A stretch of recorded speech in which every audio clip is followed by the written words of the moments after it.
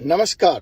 Force C supreme law partners के इस नए कानूनी एपिसोड में मैं advocate doctor Ajay Kumar Pandey, supreme court of India, आपका स्वागत करता हूं।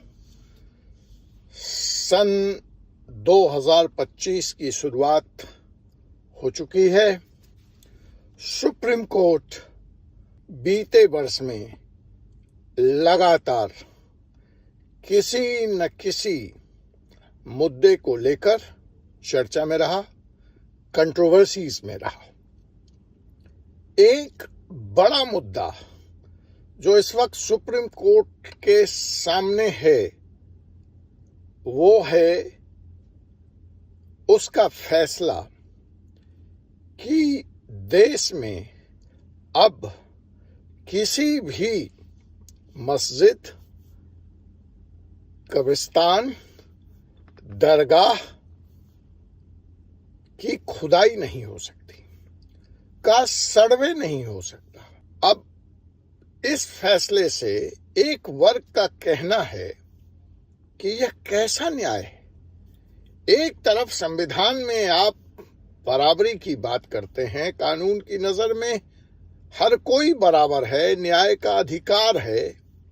फिर इस तरह के फैसले जहां आप वादी को फरियाद करने से पहले ही रोक दे रहे हैं, कैसे न्याय संगत हो सकता है या इसे न्यायोचित कहा जा सकता है। तर्क में दम है। सुप्रीम कोर्ट का भी अपना तर्क है कि इस तरह से तो देश की सामाजिक समरसता, देश की प्रगति, देश का विकास सारा कुछ रुक जाएगा। आज किसी मस्जिद के नीचे शिवालय पाया जाएगा तो आपने देखा कि अखिलेश यादव मुख्यमंत्री आवास के नीचे शिवालय ढूंढ रहे हैं और ओवैसी साहब तो प्रधानमंत्री कार्यालय के नीचे भी शिवालय ढूंढ रहे हैं। तो आखिर इसका अंत क्या होगा? और फिर उसके नीचे बौद्ध मंदिर है, इत्यादि इत्यादि विवाद है। तो यहाँ पर जो सवाल है जो मैं दरे पेशकश आपको करना चाहता हूं, जो आपके सामने प्रस्तुत करना चाहता हूं कि आखिर सुप्रीम कोर्ट का इस भारतीय लोकतंत्र में क्या स्थान है। आखिर सुप्रीम कोर्ट की क्या जिम्मेवारी बनती है। सुप्रीम कोर्ट संविधान का प्रहरी है, रक्षक है, कस्टोडियन है, या सुप्रीम कोर्ट डिक्टेटर है। सुप्रीम कोर्ट तानाशाह है। मेरे कई वीडियो पर आप लोगों ने काफी सख्त टिप्पणियां की हैं सुप्रीम कोर्ट पर और सुप्रीम कोर्ट के जजमेंट पर। तो आइए आज के हम अपने इस एपिसोड में यह जानने का प्रयास करते हैं या बताने का प्रयास करते हैं कि कॉन्स्टिट्यूशन का पहरेदार है सुप्रीम कोर्ट, न्याय का अंतिम स्तंभ है और नागरिकों के अधिकार का संरक्षक है। लेकिन क्या कुछ फैसलों को देखकर यह कहने की हिम्मत या जरूरत भी होनी चाहिए कि सुप्रीम कोर्ट अपने शक्ति के दायरे से बाहर जा रहा है। Supreme court is crossing the limit for which it has been founded, it has been established. यूं तो अगर हम संविधान के नजरों से देखें, संविधान के परिप्रेक्ष्य से देखें, from the constitutional perspective if we examine, then the supreme court को संविधान का प्रहरी कहा जाता है, is the custodian of Indian constitution.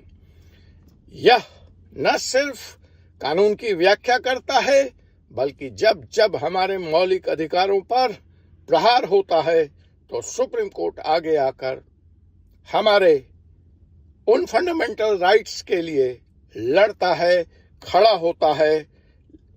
और यही भूमिका जो सुप्रीम कोर्ट की है, फंडामेंटल राइट्स का protector of the Indian constitution, इसकी असली ताकत जो इसको ताकत देती है, it's the real power, it's the real importance of supreme court when it stands for the public, by the public and for the public, which is the definition of democracy. अब थोड़ा सा हम इस नए परिप्रेक्ष्य में सुप्रीम कोर्ट की भूमिका का पोस्टमार्टम करें, समीक्षा करें। Let's understand. Supreme Court was established on January 28th, this very month. That's why also this video is very important. Just 27 days or 28 days from now, Supreme Court was established on January 28, 1950. Just 2 days after India adopted its constitution, that is 26 January 1950. तब से न केवल एक या न्यायालय की भूमिका में हमारे लोकतंत्र के नींव का रक्षक बनकर खड़ा है, बल्कि यह हमारे लोकतंत्र को क्रूशियल मोमेंट्स पे बचाने के लिए भी आगे आता रहा है। इसकी जो इनहेरेंट पावर्स हैं, सुप्रीम कोर्ट के पास अपनी कुछ शक्तियां हैं, पावर हैं जो कॉन्स्टिट्यूशन से डिराइव होती हैं। आइए पहले हम समझते हैं वो क्या शक्तियां हैं सुप्रीम कोर्ट की। पहली बात, यह कानूनों की संवैधानिकता तय करता है। If a law made by the parliament is constitutional or anti-constitutional, that is to be decided by the Supreme Court. Fundamental rights का उल्लंघन होने पर, in the case of the violation of fundamental rights, it acts as the custodian. यह जनता के पक्ष में खड़ा होता रहा है। Special leave petitions, public interest litigation के जरिए देश के सबसे छोटे से छोटे मुद्दों को भी छोटे से छोटे आदमी के द्वारा भी सुप्रीम कोर्ट में सुनवाई करवाई जा सकती है, सुना जा सकता है। यह इसकी असली ताकत है। लेकिन सवाल यह है कि क्या इतनी ताकत इसको डिक्टेटर बना रही है, इसको तानाशाह बना रही है? क्या इतनी शक्ति सुप्रीम कोर्ट को असीमित बियॉन्ड कंट्रोल बना रही है?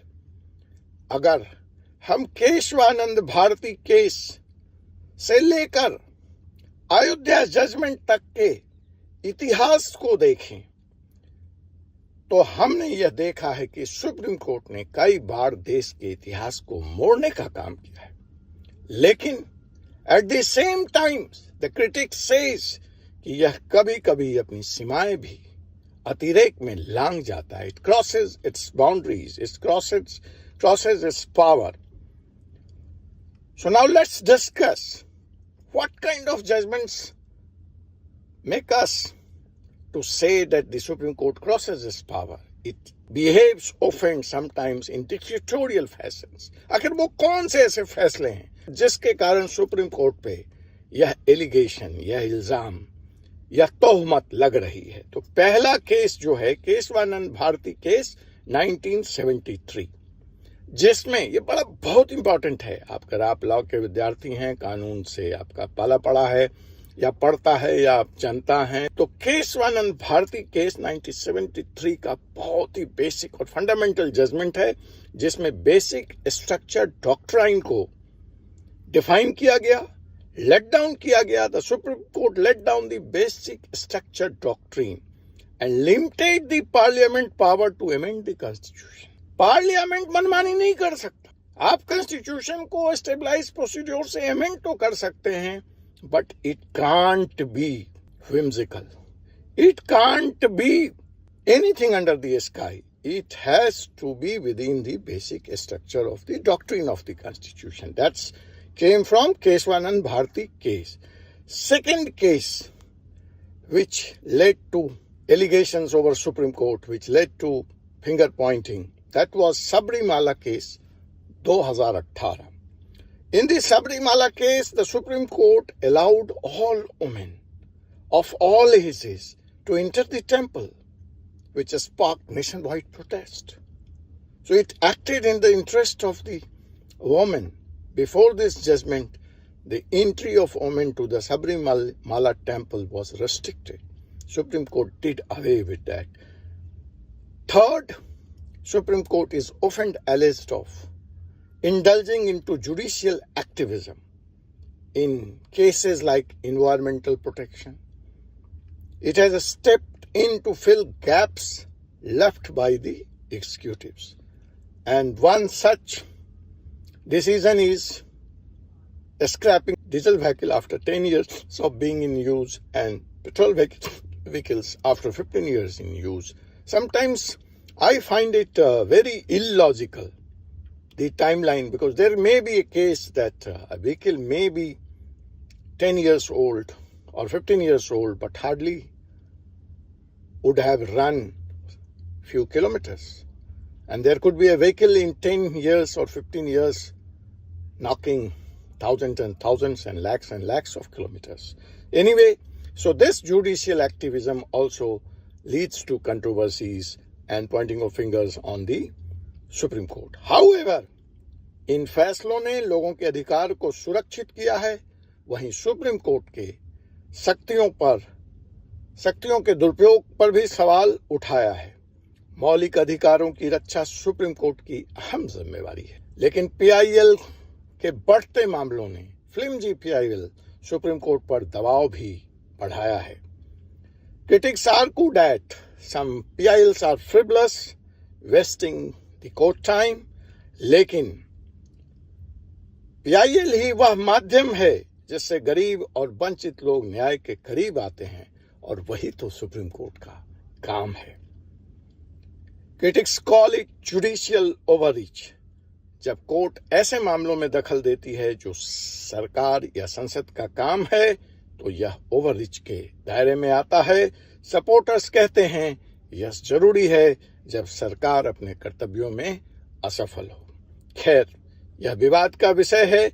इस कॉन्टेक्स्ट में जस्टिस DY चंद्रचूड़ जी को याद करना बनता है। वो अक्सर कहा करते थे कि the role of the judiciary is not just to interpret law.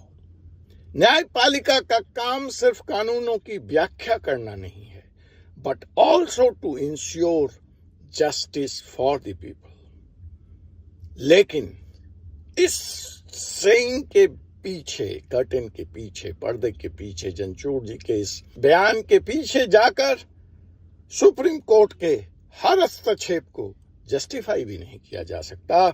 Supreme court का सही इस्तेमाल हमारे लोकतंत्र को मजबूत बनाता है, वहीं इसका दुरुपयोग लोकतंत्र पर प्रहार है, उसी संविधान पर प्रहार है जिसकी जिम्मेवारी सुप्रीम कोर्ट के कंधों पर दी गई है, जिसके प्रोटेक्शन की जिम्मेवारी तो समय की मांग है एक बैलेंस की, एक ऐसा बैलेंस जो न्याय, शक्ति और जिम्मेवारी सबको बराबर रखे। Justice, power and accountability, nothing without that. In the and I can say कि सुप्रीम कोर्ट का असली उद्देश्य है न्याय और सिर्फ न्याय, जस्टिस एंड ओनली जस्टिस। लेकिन यह न्याय कैसे और किन परिस्थितियों में और किसको दिया जा रहा है और किसको दिया जाएगा, यह सवाल सुप्रीम कोर्ट के पास यक्ष प्रश्न बनकर खड़ा है। देखना है सुप्रीम कोर्ट इस यक्ष प्रश्न का उत्तर सन 2025 में ढूंढ पाता है या नहीं। आपका क्या मानना है? आप भी इसके एक इक्विटी पार्टनर हैं, आप इसके एक अहम अंग हैं। भारत की जनता, we the people of India, जहां से हमारे कॉन्स्टिट्यूशन की प्रस्तावना शुरू होती है। The preamble is about we the people of India, हम भारत के लोग। तो आपका क्या मानना है इस बारे में? क्या सुप्रीम कोर्ट अपनी ताकत का सही इस्तेमाल कर रहा है या यह सीमा से बाहर जा रहा है? अपनी राय और कमेंट में जरूर बताएं और हमारे चैनल को सब्सक्राइब करें। मिलते हैं अगली बार एक और रोचक विषय के साथ। तब तक मुझे advocate doctor Ajay Kumar Pandey, supreme court of India को अनुमति दीजिए। 4C supreme law, bringing justice closer to you, and I request you to join me in this journey of bringing justice to one and all. Thank you.